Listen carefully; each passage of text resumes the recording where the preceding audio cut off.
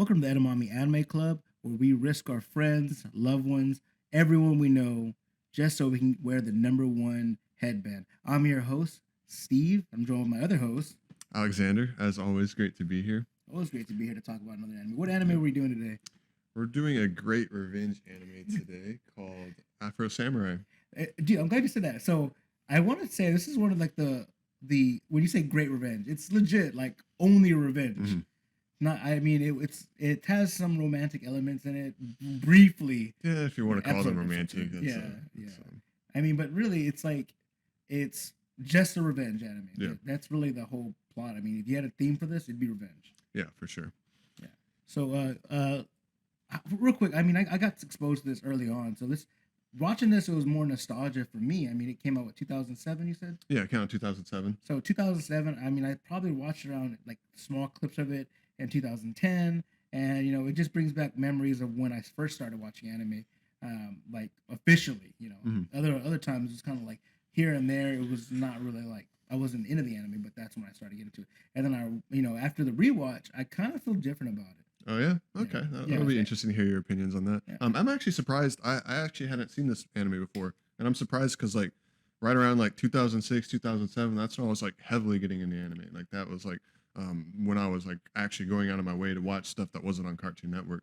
Yeah. So and I hadn't seen it. Yeah, well, this one was more mainstream though, right? Yeah, so it was. I think you were like you were really like watching like what Elfen Lies. Elfen Lied, yeah, that was one of my first ones. So, Death Note. Yeah. So you weren't that one's kind of mainstream, but you were Yeah. probably watching more of the underground. I'm gonna crack this open. I've been fiending for it. I've been fiending for this one.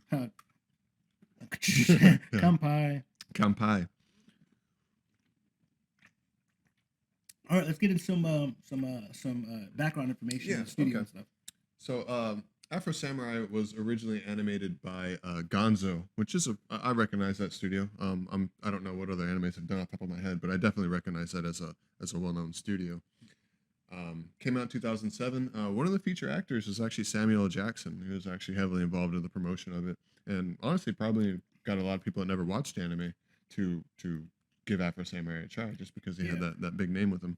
He's still talking about anime, like even now. Oh, is he? he? Yeah, he's still promoting anime, and he's talking about how movies will never ever be like are not as great as a storytelling mechanism as anime is. Yeah, and I would agree with him on that. 100%. Yeah, 100%. So Afro Samurai also won 2 Emmy nominations, one for Outstanding Individual Achievement in Animation, it won an Outstanding Animated Program.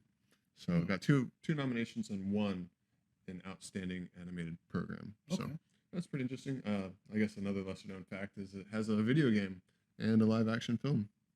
All right. So. I didn't know either of those things. Yeah. Yeah. So that's pretty interesting. Yeah, and I wanted to get into this real quick because I mean we talked about this earlier, but the music is actually it's made by RZA. RZA is the founding member of the Wu-Tang Clan. Yeah, you were telling me about that. So which I absolutely love the Wu-Tang Clan. So they made the music, but also I mean I wanted to get into some of these voice actors because some of them are like well known, and I know I was telling you some, and you're like I don't know who those are, but yeah. Let me see I had the cast up just for a second. So obviously Samuel L. Jackson. Yeah. John DiMaggio, he's in here, and he is the voice actor, I believe, he's on Adventure Times, which is a popular cartoon. Okay. Yeah, Ron Perlman was the main villain. Yeah. And by the way, he's mentioned in every single episode. Yeah. It's Samuel Jackson and Ron Perlman. And there's one more person, but they're both in there. Tara Strong, who's Atsuro. Atsuru, yeah. Yeah, she is very popular. She's part of the Teen Titans. Lucy Liu's in here somewhere. I can't find her. Really? And Lucy Liu is one of the voice actors here. And one of the other ones that I saw in here, I can't find him on the IMDb, but it's Mark Hamill. Yeah, you were saying that. Yeah, he's on the Wikipedia page for it. Now it could be for the movie. I couldn't recognize him in there, and you would know Mark Hamill's voice because he's extremely prolific voice actor. Yeah. So I mean that's just a great rundown. I mean this is probably the first anime we watched that has like all these American actors. Yeah. I mean, what did Princess Mononoke had some. Yeah, but we watched on Princess Mononoke. We went the Japanese. Yeah, we went the Japanese. Yeah. This one we watched the dub, which I'm sure it does have a sub, right? I mean, does it? I don't know. This is one of the few I think you have to watch it dub. Yeah, I would recommend watching it dub. I wouldn't even.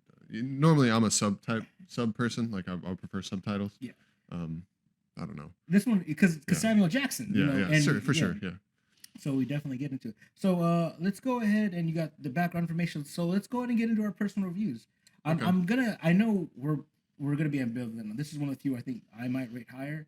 But watching it from 2010 to like watching it now, hmm I do feel like I didn't watch it with such a critical eye.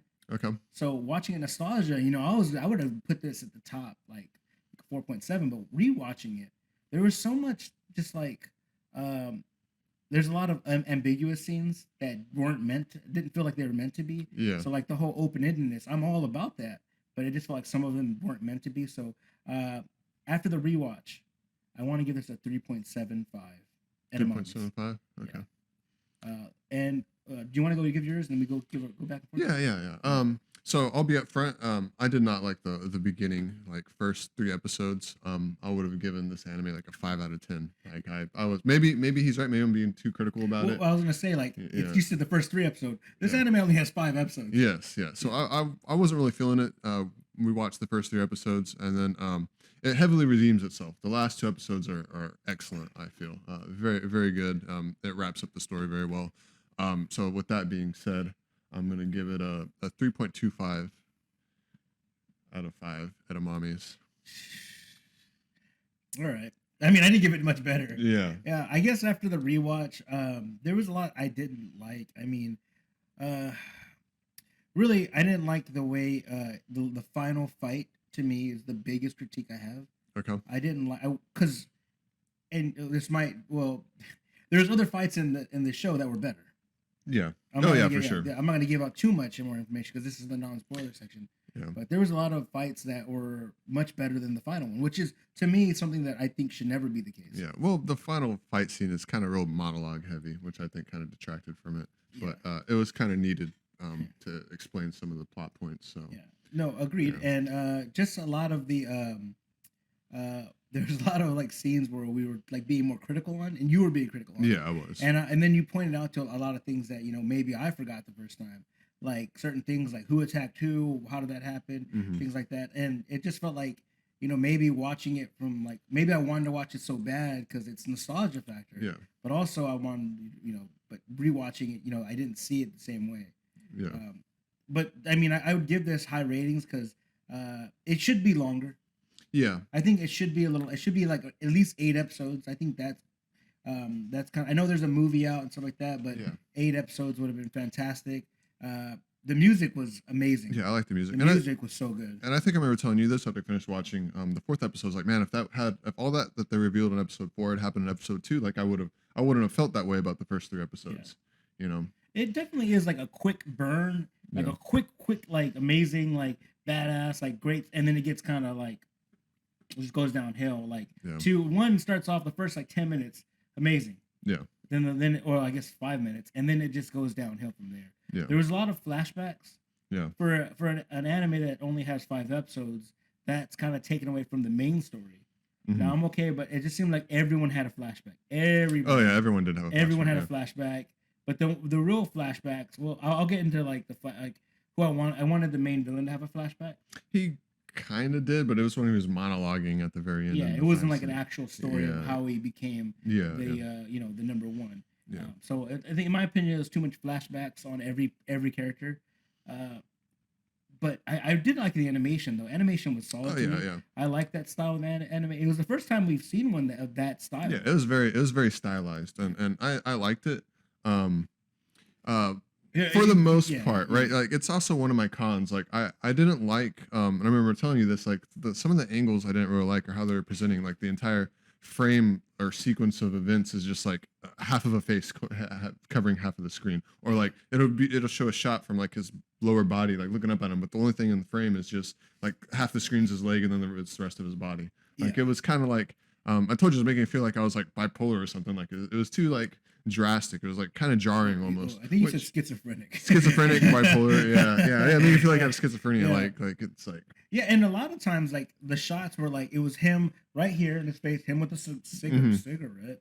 Like, we don't even know him with that, and he's just like, "Shut up!" Like he's just like like one word monologue, and it's like a freeze frame on his face for 5 seconds. Yeah. For one word. Yeah. So the animation's great. I didn't really like some of the aspects of which are basically those Okay. like it's kind of awkward animation is how I would describe it. Okay. Yeah. Another one of the things I didn't really like, and this is the main one that I have with the first 3 episodes, is this idea of suspension of disbelief, right? So you are required to have a suspension of disbelief for every single um, entertainment thing you consume, whether it's a movie, whether it's a book, it's a TV show, and it's basically the idea that you're willing to forego certain critical thinking about things Oh. to allow you to enjoy the medium, right? Like I'm not really supposed to question, and I was questioning, which is why it was messing with my suspension of disbelief. Like why is he such a badass? Like okay, I understand he's a badass samurai, but why is he like splitting bullets in half? And why is he like swinging the sword once and cutting 5 dudes in half? Like they don't flesh that out, and I'm just constantly like wondering like how are they explaining this? Like I'm trying to fill in the gaps in my head, and it was messing with my enjoyment of the anime, right? Which I was saying, I think if episode 4 had happened earlier, I wouldn't have had that problem. Oh. You know, like they're showing like Afro Samurai as like a normal human, but like he's doing superhuman things, and the only other people that are kind of doing those kind of things have technological advantages, right? Yeah. Like they're like machines, or well, I guess that's kind of getting into the spoilers, but they have advantages that are explained to you immediately, right? Why they're so strong. But then Afro Samurai is like just is like it's not explained why he's that powerful when he's presented as just like a normal human. And so that was kind of breaking the immersion for me. So that was kind of Yeah. like one of the main reasons I didn't like the first 3 episodes. Yeah, and you spent time thinking about this. Like you were really like pondering this over and over again about Yeah. the suspension of disbelief. Yeah, And yeah. you pondered on that for a good while. And it is, one of those things. And maybe it's because it's more westernized. Yeah, I Yeah, can see maybe the that. fantasy's gone because it's more of a westernized thing. Mhm. Even the way they cut open people, it's Mhm. not like a slice and then leaks out. Yeah, It's like yeah. like Yeah. Uma Thurman and Kill Bill type deal. Yeah, and I didn't mind that. I actually liked the excessive gore. Yeah, I the thought that gore was a was perk good. of it. Yeah, Yeah. it was basically like the action scenes were great. Go into that expecting great fight scenes. You know, that was all wonderful. And then I guess another slight con I have is just like the way the animation style, like we said, it was awkward. I kind of asked you a few times, like what happened there? Like how did that action scene go? Because it's real quick and cut. Yeah. And so like there's certain fight scenes that I was like, how did that just happen? And then the fight scene's still going on. Yeah, You know. and I agree. It's like watching Michael Bay movie with the Autobots and like how they're like robots fighting Yeah, robots and you yeah. can't see because it's all robotic parts. it was really hard to like keep up with it. Yeah. And it's definitely a fast paced one. Yeah. The fights are really fast paced and there are a lot of that like slice like anticipation of who's dead. Yeah. Yeah, so I do see a lot of that. All right, what else do you got? That's pretty much it. Like I said, I liked the way the plot concluded. The last episode was good enough for me. Like I said, the last 2 episodes redeemed it heavily for me. If it had kind of continued the way it was going the first 2 episodes, and it was just like a gore fest, I probably would have rated it like a 6 or a 5.5 or something. Yeah.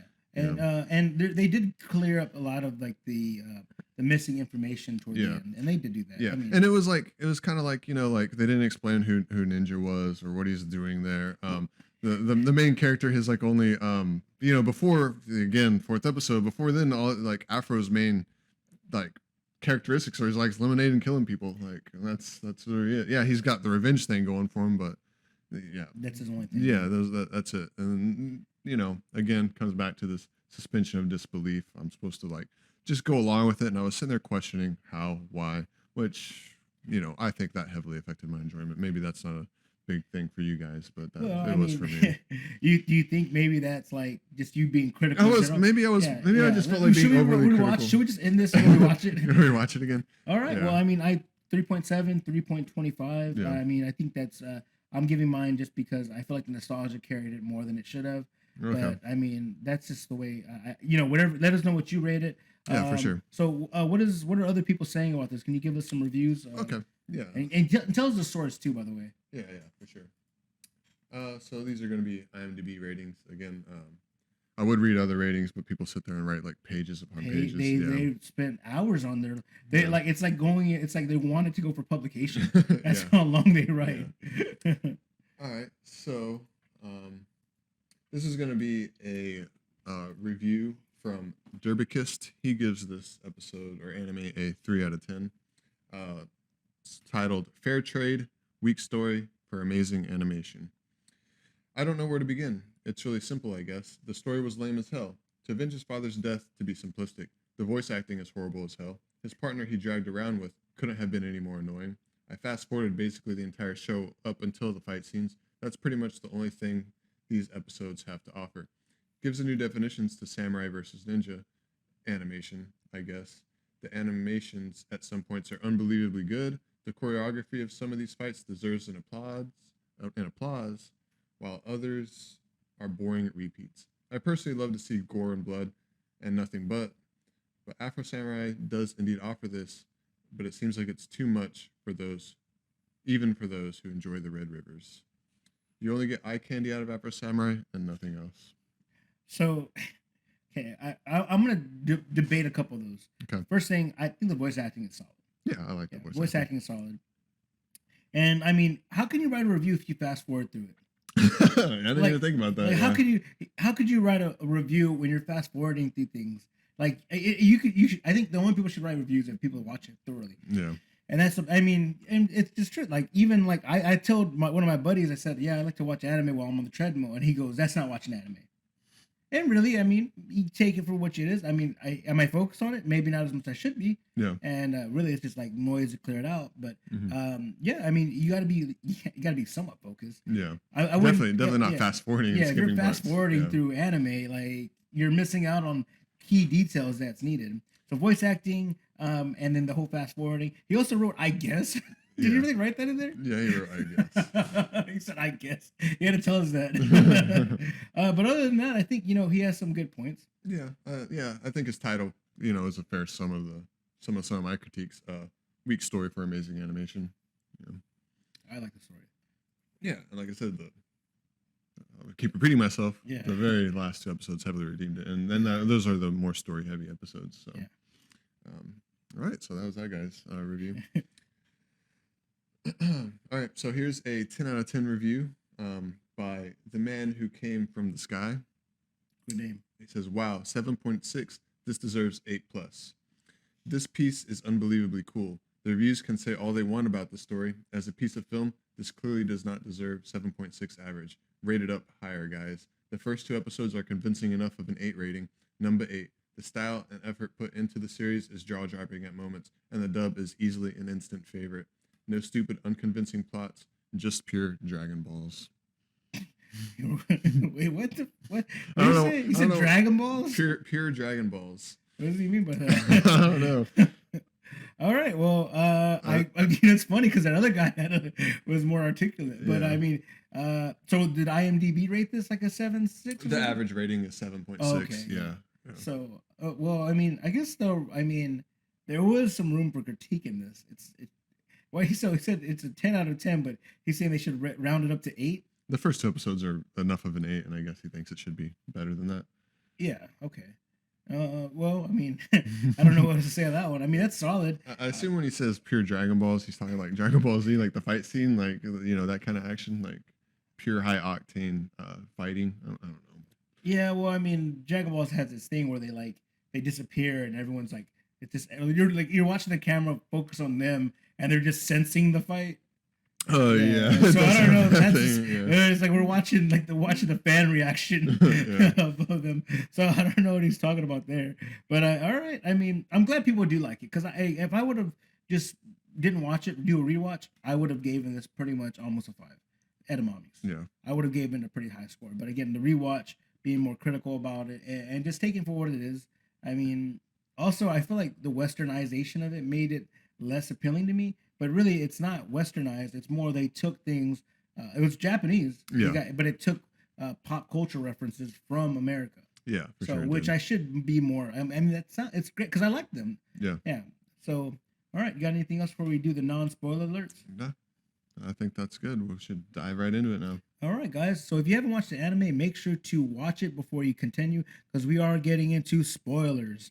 All right, so we're gonna start off with episode 1. Really, and I believe it's called headband number 2, if I'm not mistaken, or number 2, or something in that regard.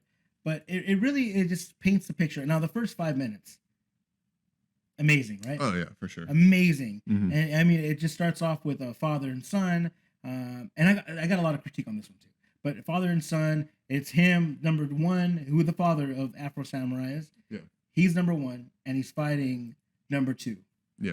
And number two is Gunslinger, also played by Paul. What's his name? Ron Perlman. Ron Perlman. So this fight is just really clever. I mean, it's they actually explain how he does get his head chopped off at the very end with the yes. Yeah. So I'm glad they did that because I was kind of you asked about it. I was like, oh, I don't know. Yeah. Just let it be for what it is. He got his head cut off. That happens when you have guns. That's clearly what happens when you have guns. Yeah. But I mean, as far as character design, the gunslinger Justice looks badass. Yeah, I really liked him.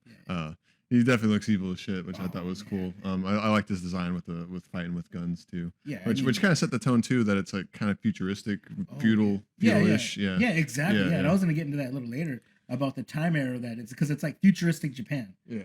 So it starts off with this really introduction to this fight of, and we don't know the story yet. We just know that a young man who doesn't have a name yet. We don't even know his name, but his name throughout the show they call him Afro. Yeah, they just call him Afro. They call him Afro. Or Samurai, so we just call him Samurai. Yeah, Afro. But it just like growing up, they still, even when he was a kid, they called him Afro. Yeah. And he just watches his father just go into this battle and just get slaughtered. Now, critique time on this. All right. Yeah.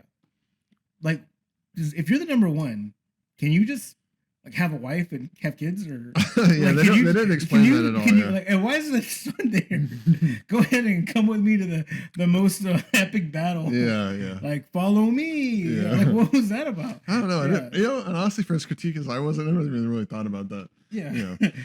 It just didn't make sense to me because like when we find out later on about the gunslinger, about Justice, and about how he's like lived his life, he really doesn't do shit. He just sits at the throne and watching from afar. Yeah. So what was Afro? I think his name's Rokutaro. It's something like that. Don't look it up because I already debauched his name. But Afro's dad. He like, what is he doing? Because he held that position for a while. Yeah, and also like they kind of explained that he goes out of his way to let the guy challenge him. Like he could have just like he goes and like lets himself, in a sense, get killed. Like he could have just been doing whatever he was doing and like stayed hidden. I assume. Oh, you know? I don't. They explain a little more on that later. On, that he really can't.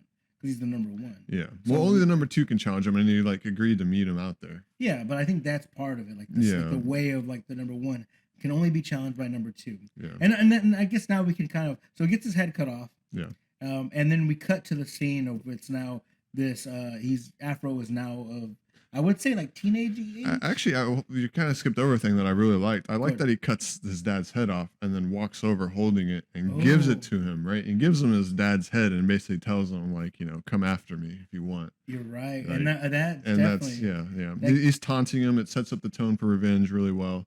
You know, like, how's he not going to when you're taunting him with his dad's head and, you know, it gives it to him. And then there's also those scenes where, like, I guess, like, thieves are coming to take his dad's head and they do. Oh, that's later on. Oh, is that later on? Because that's when he's like, it shows the flash. Oh, that's the flashbacks. Okay. Yeah. So, but then you're right. So, do you think he knew that he was gonna that Afro was gonna come out and kill him, or do you think he just was gonna add another headband to his list? Not too sure. Yeah, and I like that idea because like it reminds me of like Bleach, like Kenpachi. He challenges his lieutenant all the time. He says, well, "Come kill me, like come take it." Yeah. And I think this is what I'm getting. Like he's like, "You won, come get it." Yeah. And I think he set it up for like the futuristic event of like, you're the one that's gonna come and challenge me. You're the one that. Yeah, for sure. Yeah. So now we can get kind of into the modern day. So this is based in like futuristic Japan. Yeah. And it starts off funny because like the weapons that they're getting attacked by these thieves. It's like, it's like muskets. Yeah, he's got like the old flintlock, like light the fuse and wait 20 seconds kind of thing. And, and while he's doing this, somebody has these futuristic goggles and infrared, and he pulls out a Razor Motorola phone. And makes a call. Yeah. So I thought that was really funny. So we don't actually have it's like it's an Edo period mixed with some kind of futuristic. Blend. Yeah. It's like Edo period with like futuristic technology. Yeah. And so, you know, he gets attacked by these thieves, and that's where we kind of see that he's just a badass. Yeah. He just slaughters everyone. Yeah, they're coming after his number two, and this is kind of reveals he is already number two. Yeah. Everyone's trying to get it. It sets that kind of precedence up, and then it shows him just slaughter him. It's a really cool fight scene, actually. It's very quick. It has like the field, and it's really good. And that's when we start seeing that he's being followed by somebody. Yeah, well, it's like his companion, I guess. I don't really know. No, well, yeah, him too, but He's being followed by the guy with binoculars. Oh yeah. And we get more into their storyline a little later. Well, yeah. After that first battle, then it introduces Ninja, right? That's his name. Well, so who's voiced by Samuel L. Jackson. Yeah. But you said it. You didn't hear him say his name. Yeah, I never did. I had to look it up. Yeah. I would have gone through the entire anime without knowing what his name was supposed to be. Yeah. So I didn't know his name either. I just looked it up as well, and I maybe not have been said. His name is Ninja, and he is like this. I guess personality that Afro made up, or maybe he did. Maybe it's a sign with the band. Yeah, you got to think about how traumatic. They kind of touch on that in episode 4, but for all we know, during like the first few episodes, like it's actually a legitimate guy following him around. Yes, we don't know that it's like he's not really there. Yeah, we don't know that. We just think it's some guy just like witnessing all this like chaos. Yeah. And then this is, and you were asking me like right around like toward the end of this fight. You go, so what does this mean?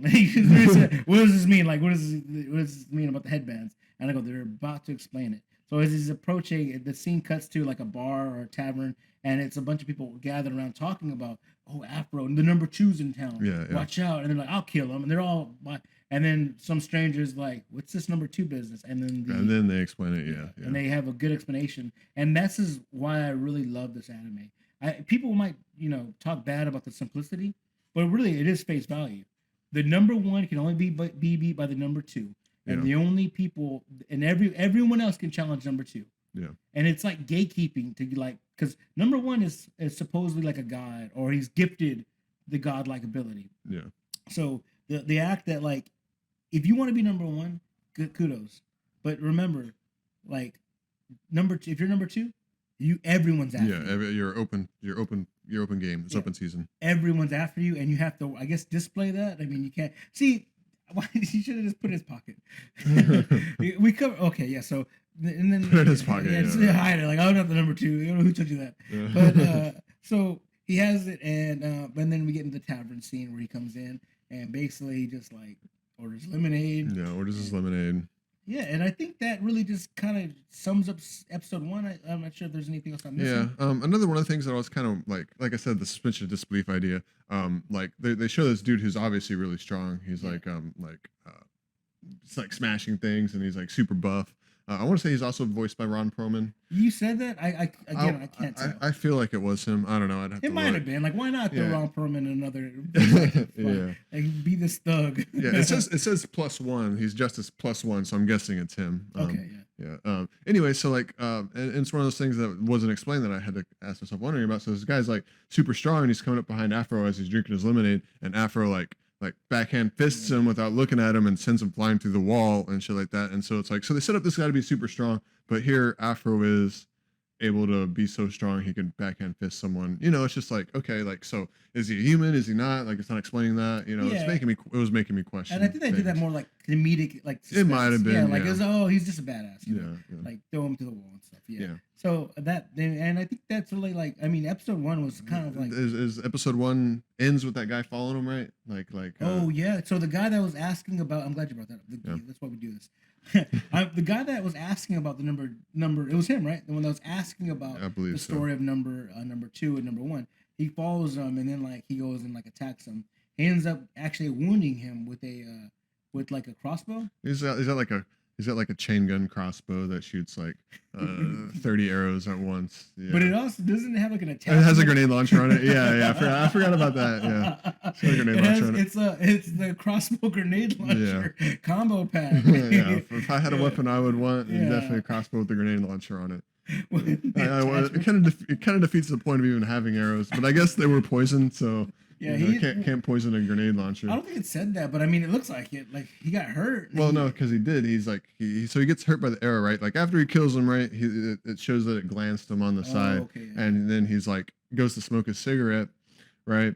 And he like starts hallucinating, right? And then like his buddy ninja is like, "Whoa, what's wrong with you? This and that, this and that."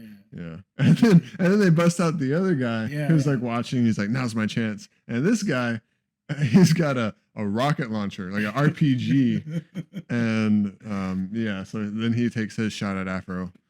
And this is where your brother was watching this.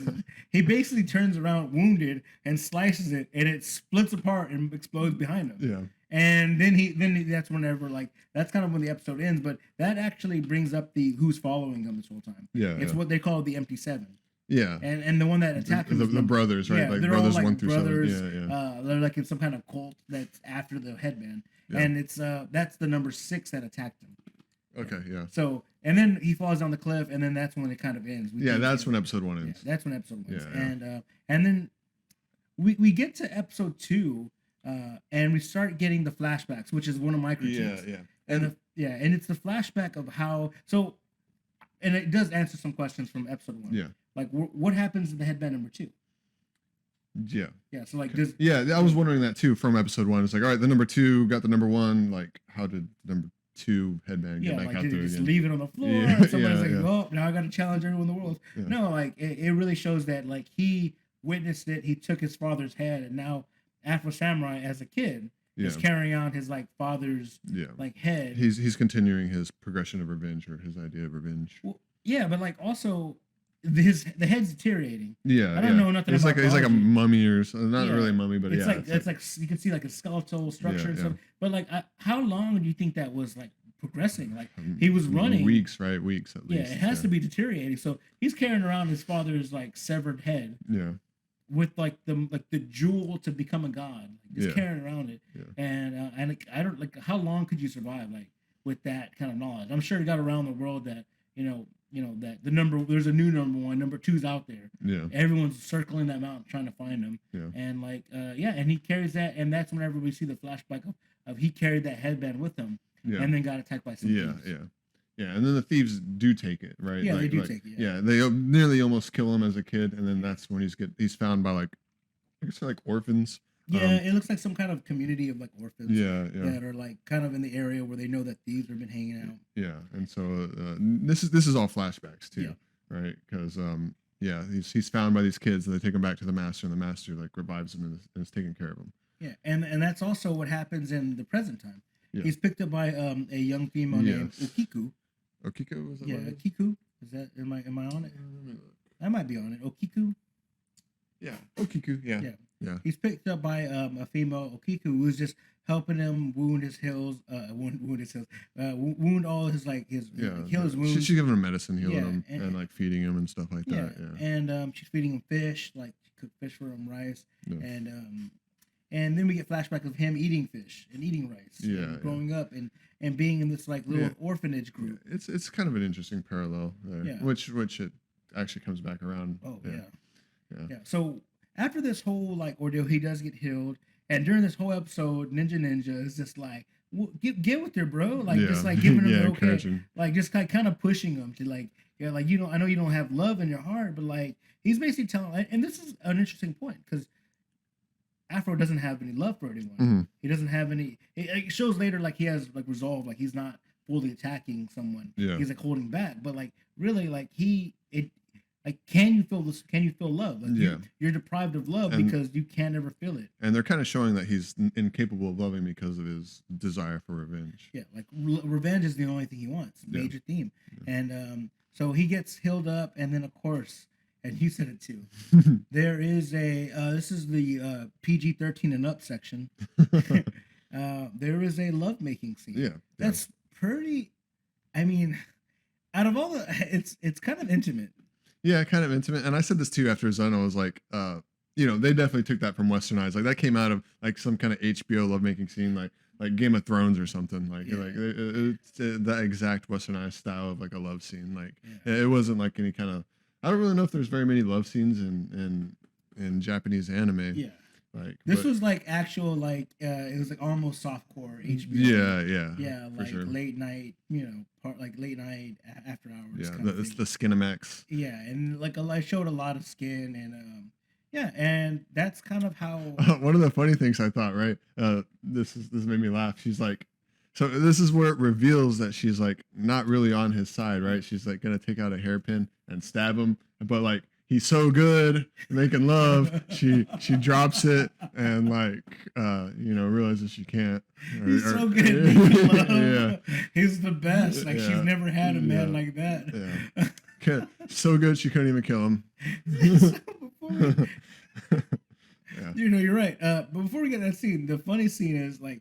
Well, he's like healing. He's like going on a walk, and she's on the phone with like MD7.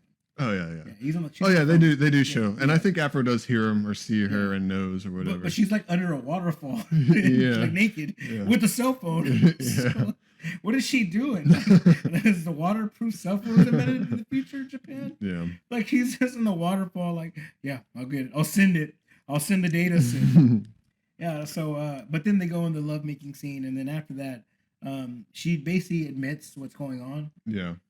And then they're getting attacked. Yeah, and I thought this was a good plot point too. So she admits what's going on, and then they come back.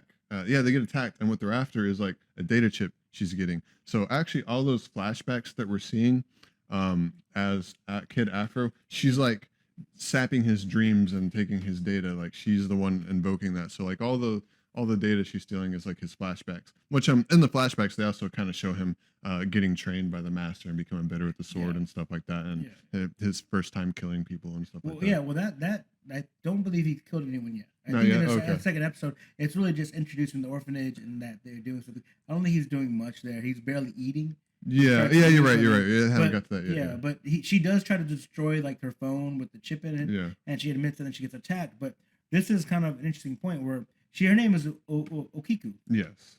Yeah. And when she gets attacked, he calls her something else. Yeah. It's Asuras. Atsuru. Atsura? Which is one of the, she's one of the little girls from the orphanage that helps save him in the first beginning scene. Like when they find him and he's almost dead, she's the little girl that's with them. Yeah, she like discovered the body. Yeah.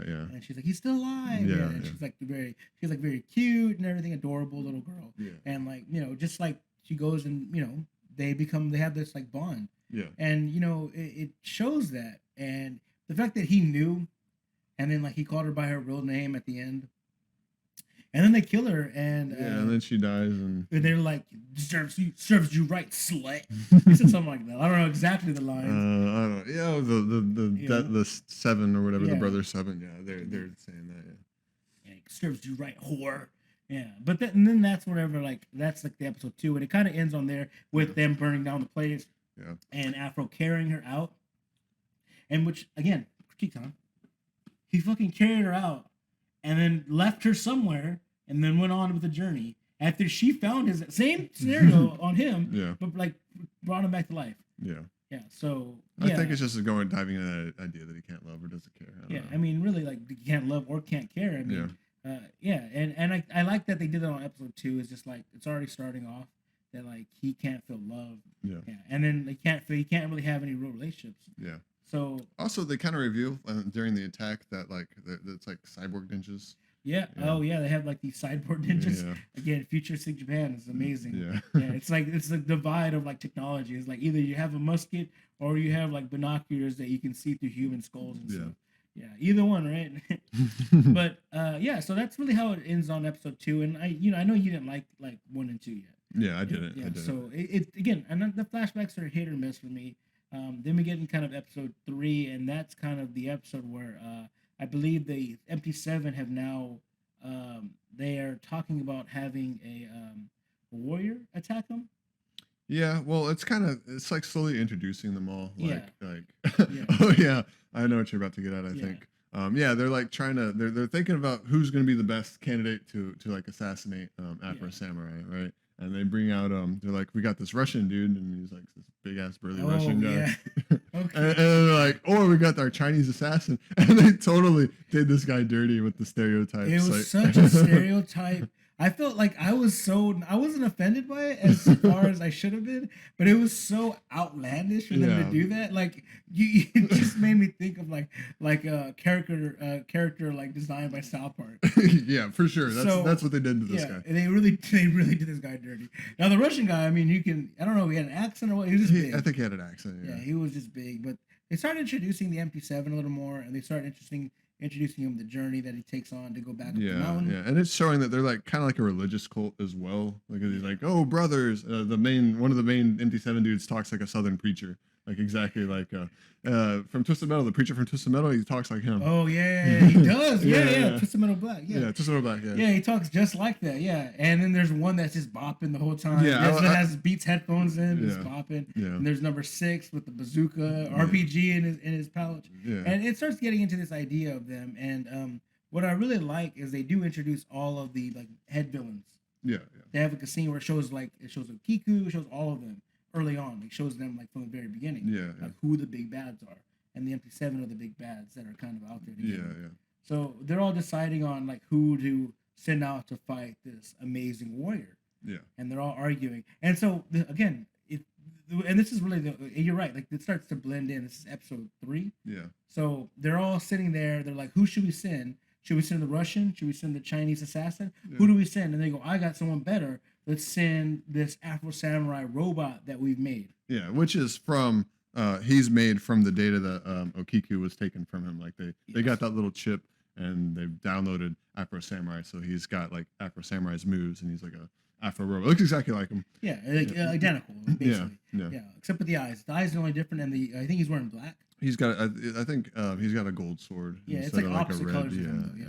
So and that scene made me mad. It's because like, why not like send them all? Oh yeah. So like they're trying to decide, and they're all arguing. They're like, well, why don't we decide who's better? And then like the Afro Samurai robot kills the Russian guy, kills the Chinese guy, and kills like 40 or 50 other people as well. Yeah, like he just destroyed their whole army. Like you would think like send all of them and the robot. Yeah. Now they did talk about that. I think you asked about that. Like they talked about like how like the Russian and the Chinese assassin were going to like take the headband for themselves. Yeah, I think that's why they couldn't allow it. So they allowed this android robot sideboard to go after someone, and you get a legitimate good fight, and it was kind of like we already knew how you can beat him. Yeah. And Ninja says that he knows all your moves before you do it, and he's like, okay, well I'll just do the moves that I haven't done before. Yeah, well then it goes into flashback. Like he's fighting the robot, like they're exchanging blows, but for the most part he's losing, right? Yeah. And then they flash back to like where he's getting his training from the headmaster, right? Headmaster, yeah. So this is one of the things that I said kind of my suspension of disbelief was broken because like it shows I guess this is when like Child Afro kills his first person, right? Like he's asking around and figures out who has the second headband, right? And he like walks in on the dude and he's in like a brothel, like unawares or whatever. And then young Afro goes to chop his head off and barely does it or can't do it. Like he can't do the killing blow because he's like not strong enough, right? Not that he didn't have the willpower to. And the guy almost kills him because he pulls out a gun and then like tries to shoot him. And then he's like, by the way, finish the job next time. And then he shoots himself in the head. And I was kind of like, why didn't he just try to shoot him again? Like, yeah, he tried to chop his head off, right? He tried to chop his head went off. Back, yeah. And he came back up. Yeah. Okay, same thing later on. Yeah. Yeah, okay. Yeah, it does do that. So like it sets a precedent that like Afro's not really that strong or inexperienced that he can kill people with single blows, right? Yeah. And then like as he's leaving, and this is where the suspension of disbelief comes into play, because like the dude he just killed, his friends know that Afro killed him, and so they follow him to like the orphanage or whatever, right? And they ambush him, and like so very little time has passed, like maybe 6 hours, and then they show Kid Afro being a badass, like he's like throwing lemonade in their eyes and like taking their knives and like killing them all, and he like single-handedly, I don't know if he's single-handed, I think the other kids in the orphanage show up and like help out, but he's like dodging blows like in the nick of time and like having them stab each other and stuff like that. So like it was kind of like they haven't really trained him up yet. Like he hasn't really gotten training from the headmaster because he went and did that on his own, right? And then later the headmaster figures out that he wants the second headband, right? And I think you're skipping ahead of part of it. Like he does get like reprimanded for that. Yeah. Like the headmaster's like, don't kill, and you had critique on this too. Yeah, I did. Because later on, he switches his point. But I think I can touch base on that. But like, so he gets reprimanded for it. Like he gets told like, don't kill, don't go do this. You don't want the revenge. You don't want the blood. You don't want to live this life. And he's given this whole spiel. And then of course he goes back to training. But you're right. The fact that like he's not a badass yet. Yeah. He's just a kid. Yeah. And like it just portrays him as a badass. And maybe the revenge is fueling him. We can say that. That's a nice anime trope that like the revenge is driving you to do this. But I liked it. I liked him as a kid, like running into the brothel, and I like that he had his like first experience killing someone. Like it wasn't an easy kill. Yeah. Like it was like like even after the dude's dying, he's just like you should finish the job. You should Yeah. do this. Like he almost died. Yeah. Like it shows that like he's kind of he's separating from being like such Yeah. a human. But it happened too quick for me. Like there wasn't like a training sequence in between, and then they come and Yeah. find him. There was like right after that, and then he's like murdering people left and right. Yeah, yeah, and there is a training sequence later on. Later on, yeah, yeah. after that. But so that's the fight they're having. Then Afro Samurai, and they go back to the present day. He's fighting the robot, and he does win by doing moves that the robot has Yeah, never seen. yeah, and then yeah, like it's still part of the flashback. He's like flashbacking, and then the headmaster tells him like in order to kill someone, you have to use like a move that even you don't know you're about to use or something like that. Yeah. And then and it's cool because like he actually takes that like robot off the bridge, and then number 6 goes, don't ever like have like a robot do like a man's job, and actually blows up the bridge. Yeah. Yeah, and that's kind of where it starts. It ends. Yeah, I think that's where episode 3 right. ends. And Yeah. so now we're on episode 4. So it's episode 3, right? And really, we haven't seen much in the sense of the big bad.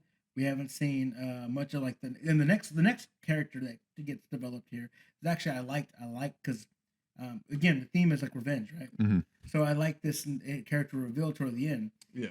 So he comes back, and then in episode 4. Of course, it starts off with that robot still being able to attack. Yeah, like the robot's like got blown up too, but then he like shows back up. That was probably I really liked the fight scene, but it was also another one of those fights. I actually think it's still part of episode 3. Because like I think the robot comes back, and that's when he's like shooting them with lasers and stuff like that, and they're like flying up into the sky. Yeah, they're starting to blend again. Yeah, you might be right. But I know the robot does come back for a little bit, and then, I'm pretty sure that's the end of episode 3 because at the end of episode 3 he's walking on, and then they reveal Kuma, the guy with the bear. But yeah, that fight, I like the robot fight. I thought that the animation sequences are cool. Again, I'm still sitting there thinking like my suspension of disbelief is being broken because they're flying a mile into the air and they're fighting into the air and they're falling back down, and you know they haven't explained yet like why Afro is indestructible essentially. Like he's blocking with a sword like laser beams that are cutting like stones in half and stuff like that. And then I was like he deflects the laser beam and it like cuts the robot in half, and I was like, oh, so his lasers can't cut his steel sword, but it could cut himself. Like, you know, it's just weird stuff like that you know, I looked past that. I was like, oh, okay. It did have a funny scene though. So then he takes out like a super cannon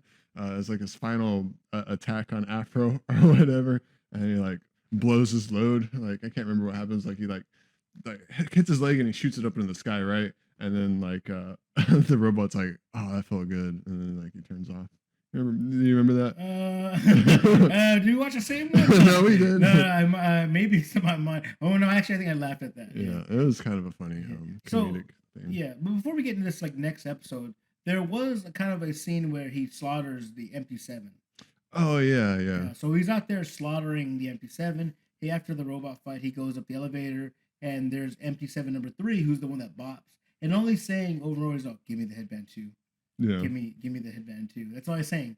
And you know, Afro just walks past him. Then he finds number 6 in there, and number 6 gets slaughtered. And he's, "Oh, I got something for you." And inside, he has like 4 and 5 inside of like his. Oh yeah. Inside of his like backpack, and they jump out, and then he kills one of them and lands on the other guy, and he's like, "Get off me, brother 4!" And then he goes and stabs both of them. Yeah. So they all die, and I think number 1 and 2, I don't know who 2 is, but one of them is like the one that's following the binoculars. He's all, "We got his data," and he ends up pushing the binoculars. He pokes his eyes and then pushes the binoculars to his eyes. Yeah.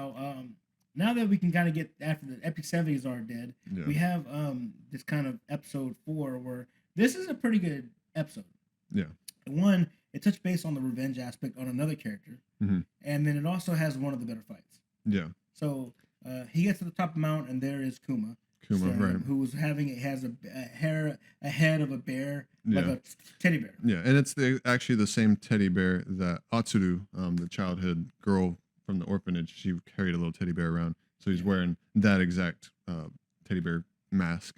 Yeah, and yeah, good for them for taking the teddy bear and making it an android. I don't know to fuel his revenge further, but we get this fight, and basically the fight starts off with Kuma having two swords. He's Mhm. attacking Afro, and Afro's not fighting back.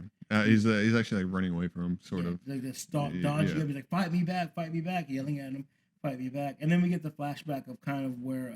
So at this point, we do know that. So he lost the headband number 2, the very episode 2, with the flashback when he was a kid, and the thieves took him. He's looking for the headband. They say that the headband, the guy that had it, it's gone.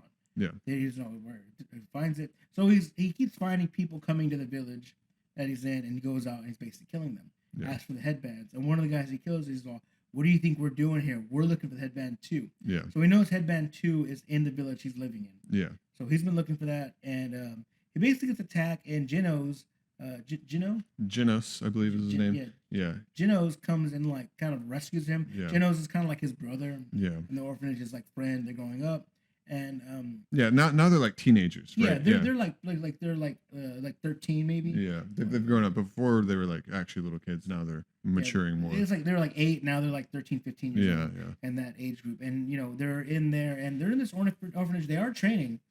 Yeah. This is it's actually showing the training sequences. They're training and stuff like that. Yeah, so it shows that they're being badasses and they're being prepped up.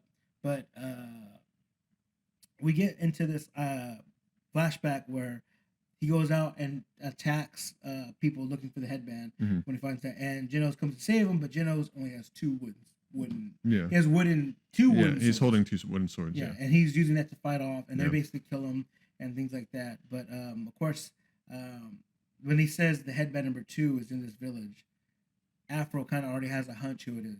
Yeah. And then we get back to the modern day with Kuma and him fighting. He's still fighting off, resolving. Yeah, and of course Kuma is using 2 swords.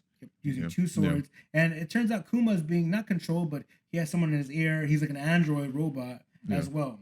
And he has his technological advances. And then we go back to the flashback and we get to this cool scene where they graduate from I guess their little academy. Yeah. And at the very end, they present the swords. They actually right before that, they like Genos finds the master walking out at night, and he's like, I smell blood, like, master, and he's like, yeah, I had to fight some people off, and then it kind of gives you that hint because this whole time, like, everyone's looking for the headband number 2, right? And so their master's out there also killing people, and before you just thought he was like training and feeding orphans, but no, he also is out there like fighting people for the second headband. So then you kind of get that notion that something's kind of up here. So then then it goes to the graduating scene, and before I get that, I'm gonna offer a little bit more, like a little background that I believe, like a little like character design. So before, like the episode preceding this, he basically gets on Afro Samurai's ass about like don't kill. Don't go after the second headband, because he tells him he wants the second but he doesn't headband. like. He's basically saying don't do it. Yeah. Right.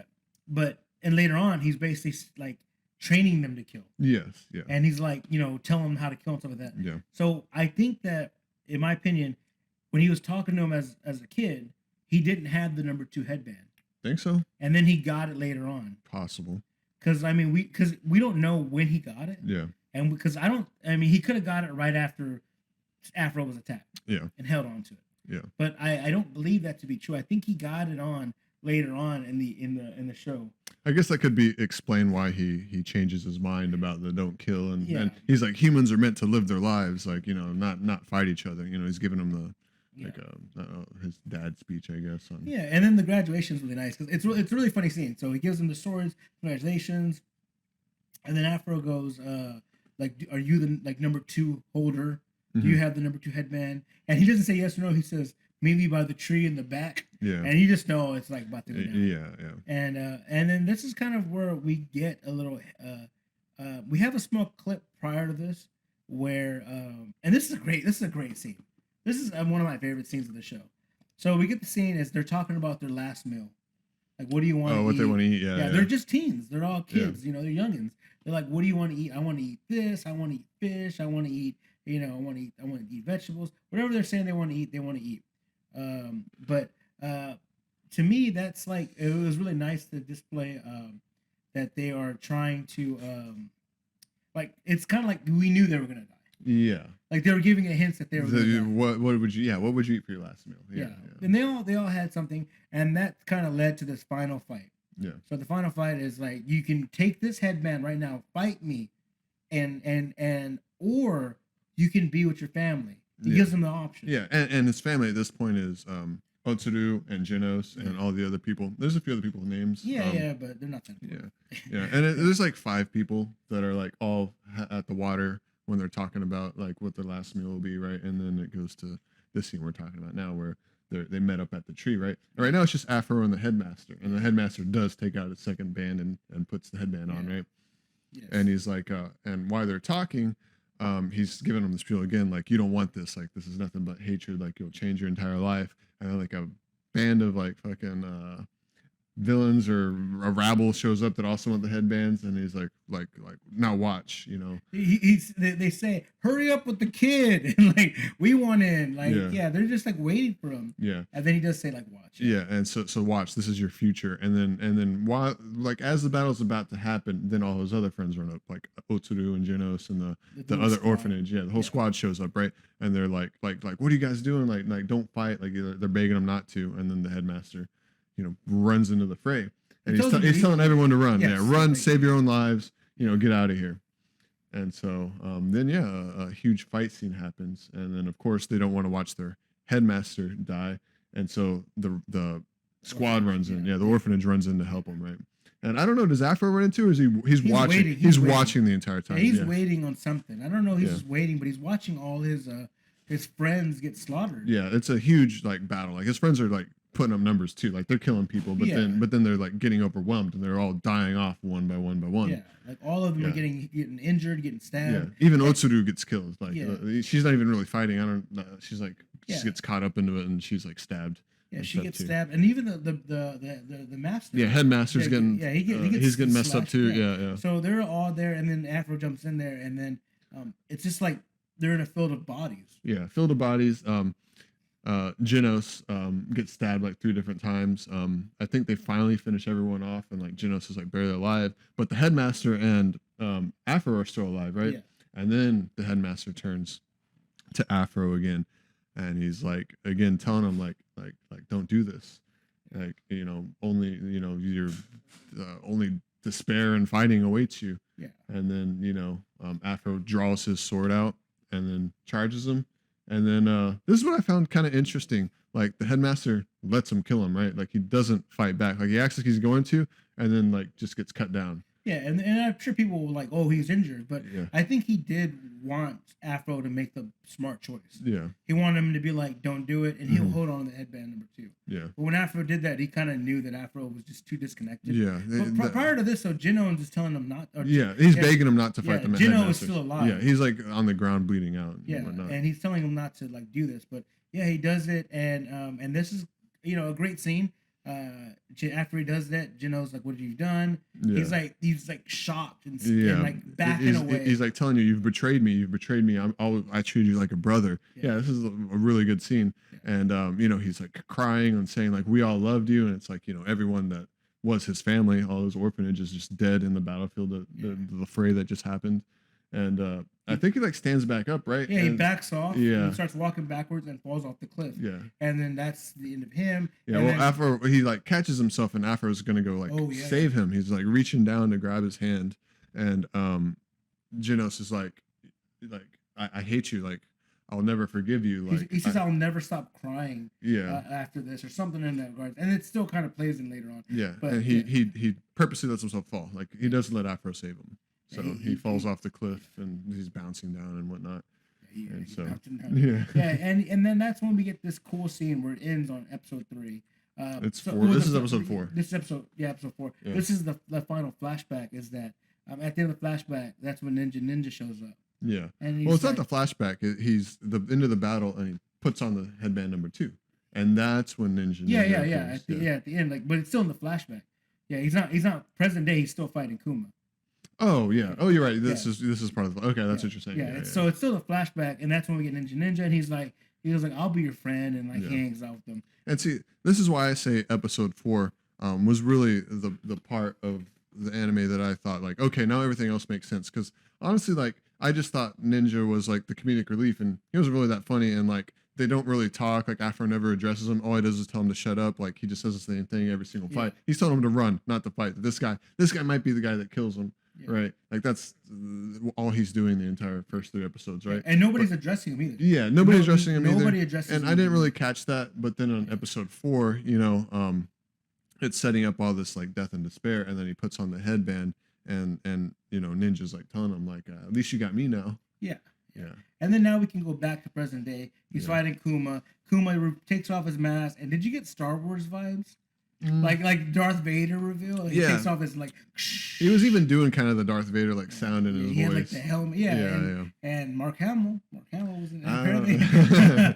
All right, well, he might have been. But Yeah. and then it gets to reveal that Kuma is Genos. Yeah. All the time, and Yeah. I kind of expected. You knew it because he was holding 2 swords and it was going back and forth like that. Literally, he's like, he has 2 swords, and the next thing is like, I always carry 2 swords in this flashback because one's for defense and one's for attack. Yeah. And then he's also wearing the mask, and then we get like a flashback of him too, and his revenge story about how he came about, and how he was like, they found his body, the MP7. They gave him to like the most prolific scientist. Yeah, the most best mad scientist they have. Yeah, who's like a cockroach, like a robotic cockroach. Yeah, it's just like fixing them and brings them back to life. Yeah. So it explains how Genos becomes that, and it also explains kind of like Otsuru too. Like they find her and bring her into Okiku. Like she's been manipulated into being on the MT7. Do you think and I said this, I don't remember if they ever got it resolved, but does Genos know that Okiku is or Otsuru is alive? I don't think so. Because he blames because she's dead. Yeah. Like whenever they meet at the top of the mountain. Yeah. And so we don't really know if he ever knew that like his like. Yeah, we did talk about that. Yeah. That it's still alive and. Yeah. And I thought he was gonna reveal that. I thought Afro was gonna be like she was alive until the MP7 killed her, and then he was gonna go and like attack the MP7. Yeah. But we didn't get that. But we just got the revenge story of how he came back to where the battlefield was. Yeah, they give him robotic superpowers, and he goes back to the battlefield, and he's like just filled with like bloodlust and rage, and he's just like killing things. And you got to think that Genos is probably just as good as Afro is. Yeah. Because they got the same trainer, and the only difference is one has is I guess fueled by revenge, but so is Genos. So that fight should have been. It was a better fight. It was probably one of the best fights of it, in my opinion. Yeah. So they get in that battle, and then we actually do get to see someone die. Ninja gets steps in the way and does get sliced. I was a little confused on that. Does he like steps in the way, right? Or like, I know he's like basically, this is my headcanon. He's Afro's like samurai, or Afro's like samurai companion. It's in his head. It's in Afro's head, right? He doesn't really exist, but it does show a scene where he's like slashed, and then like it's Afro that chooses to dissolve him, right? Like sends him away. Yeah. Right. So I thought more of it as a metaphor. I thought that So I didn't tell you this. I thought maybe Ninja comes with a headband, but I think it comes whenever he's gone through traumatic and lost his best friend. Yeah. And I think he created a best friend to follow him. Yeah. And maybe he made him annoying for whatever reason. But at the very end, when he decides to slash Genos, he ends up killing. He slashes his companion. Okay. That makes a lot of sense. Yeah, and like it's like metaphorical. Like he killed his own companion. Now that he lost his companion, he can attack Genos, and like it's like more of a metaphor. I believe. Yeah. And because that's the last we see of Ninja. Yeah, he's gone after that. He doesn't come back for the final episode, which would have been kind of interesting to see him watch. Yeah. So we get this. And I think that covers up. So you can see how much is in episode. It's super full. Yeah, it covers a lot of plot points, like a lot of things that were unanswered, especially for me, get answered. That's what I'm saying. Like episode 4 redeems everything. Like all the problems I had with the first 3 episodes. Yeah, so episode 4 was amazing, and even so, and I guess the feedback I'll also give is that this fight is basically all of episode 4 with the flashback, and then episode 5, I think it does start off with the backstory of Genos. Starts off there, and then he goes and kills them, whatnot, and then it's like 5-7 minutes in the episode, the final episode. We're in the final episode now, and he still hasn't ran into Justice. Yeah, he still hasn't. So Justice is the main villain. And he's the number 1 headband owner. Yeah. So he finally gets there, and he goes into the mountain, and he gets like summoned up to this like other world where the number 1 is sitting on a throne. After he didn't kill Genos. He wounded him, Yeah. And we'll cover that a little bit later. I mean, again, this Oh is yeah, yeah, he yeah. didn't kill him per se, but he did wound him. Yeah. Yeah. And then we get him now fighting, going after. He is wounded too, by the way. Yeah, he like incapacitates him enough where Afro can go on. Yeah. Which also like Afro didn't really want to have to kill him, so Yeah. there's also that kind of playing Yeah, into like it. he had some with he withheld. Yeah. Then he goes up and now he's face to face Yeah. with the big bad. Mhm. He's been traveling. He's been fighting as a kid, fighting for his life for this revenge. Mhm. And then that's whenever we get this monologue heavy fight with the Yeah. number one Justice. Yeah. And it's a good monologue. Yeah, it's It's basically him just saying like I was like thirsty for power and I found out that you can keep the headbands for everyone you slaughter. Yeah.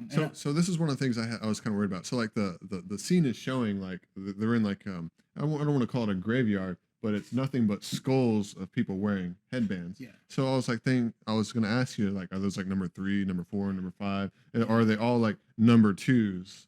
You know, like I think they're all number 2s. That's what I think too. And I think he was finding ways of getting them. Yeah. So maybe if you're the number one, and again, it's it's open ended, so I Yeah. guess it's up to our interpretation. But I think as every time somebody gets the number 2, he gets more stronger because he gets to withhold that headband because we do find out that the headbands dissolve. Yeah. Yeah, in the dirt or something. So maybe that's going to the number 1.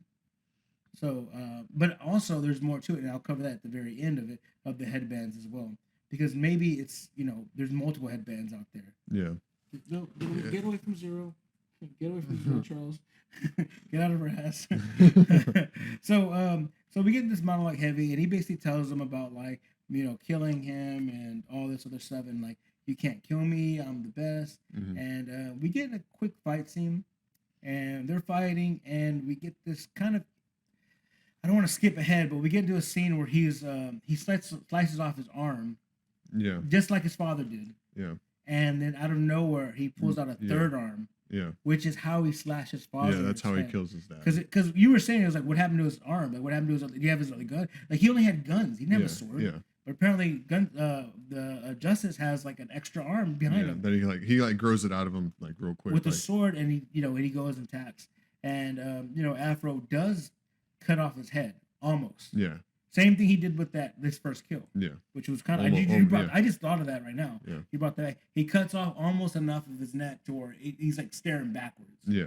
And he's basically saying like you're done, and he's like I'm not done, and he comes back, he pulls the head back, and then he ends up shooting this like he puts his arm to the ground. I think that's what it was, and this is how they killed his father. This is the finishing blow that killed his father. It like shoots up out of the ground, and it's actually the killing blow, if you noticed, of every single person that's dead there. Right, like it's like they have like a blade going through their eyes, like lifting them up into the air, like they're kind of like hanging in the air out of like a spike going through their eye with their headband on. And it's basically still. I don't know if that's how he killed his father, because I mean he has his head. Maybe he didn't kill his father like that. It definitely is either the third arm or the thing coming off the ground. But because he's not even number 1 yet, so he probably wasn't even having. The power. Yeah, true. Okay. So he's still number 2 when he kills his father. Yeah, so I think you're right. I think it's third arm that kills his father. Yeah, the third arm kills his father. And then this is the finishing blow that he's killed on all the other number 2s that are littering this final battlefield. Yeah, and you got to think he's probably killing a bunch. Yeah. Like we don't know how long. I mean, we're assuming like maybe 10 years. Yeah, or 15. I don't know. Yeah, it doesn't really give a time frame. Yeah, he's just an adult. So he's an adult from teenage. So like if he was 8 years old and he's an adult now, let's say 25. Yeah. Yeah, maybe it's been like 20 years. It's hard to have a gauge of how old he is, but he did get the headband as a teenager. Mm-hmm. So all those other headbands, you know what I mean? Yeah.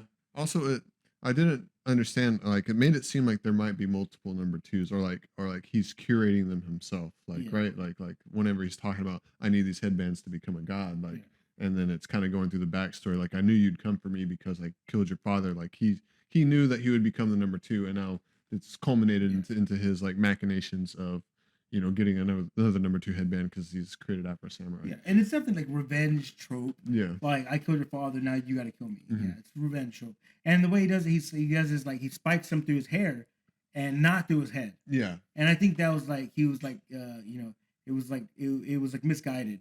He thought he went through his head, and he comes back, and then he goes, he gets the final kill. Yeah. And and then we get the final kill, and he takes off the number 2, throws it on the ground, dissolves into the ground, and puts on the number 1. Yeah.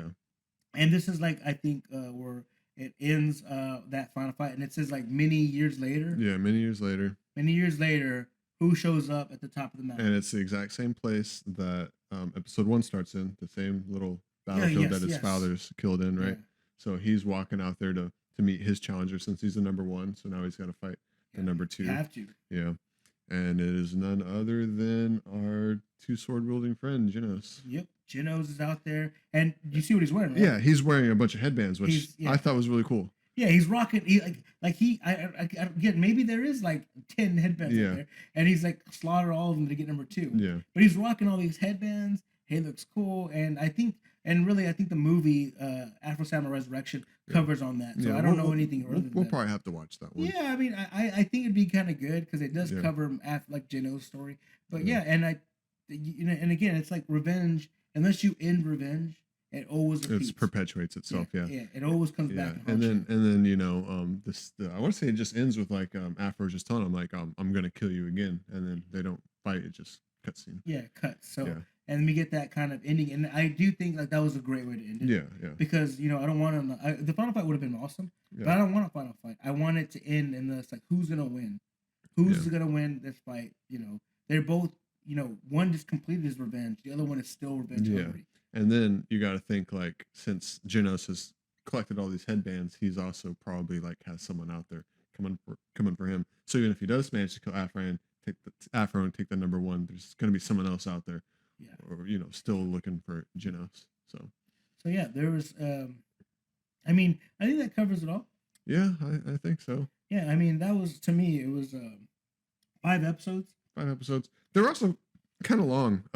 Like remember, I think they're all like 27 minutes long, so it's like almost like a 3-hour long movie.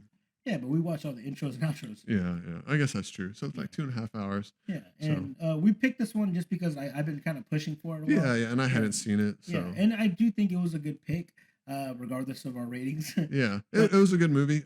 Maybe just because it's me, I'm a little bit critical. Yeah, but also like we got to think about it in the perspective as like, I mean, it's well known. Yeah, it's for our first like real like anime that's been like westernized. Yeah, for sure. And it's the different animation style that we've seen before on the show. Yeah. So I have never seen another one like that. But I mean, well, I have seen Samurai Champloo's kind of follows the same, same animation. But yeah, I mean, to me, it was still a great watch. And those 4th and 5th episode had so many. I think we covered everything. Yeah. 4 and 5 has such like redeeming qualities, Mhm. and I think 4 and 5 really just clean it up very well. Yeah. All right, you got anything else? I don't think so. All right, guys. Well, thanks for watching. Make sure to catch us next time when we do another First Lick. We will catch you guys later. Yeah. Also, don't forget to like, subscribe, leave us a comment. We'll respond back to them. Yeah. Give us some reviews on animes you want us to watch. Yeah. All right. Bye. Laters.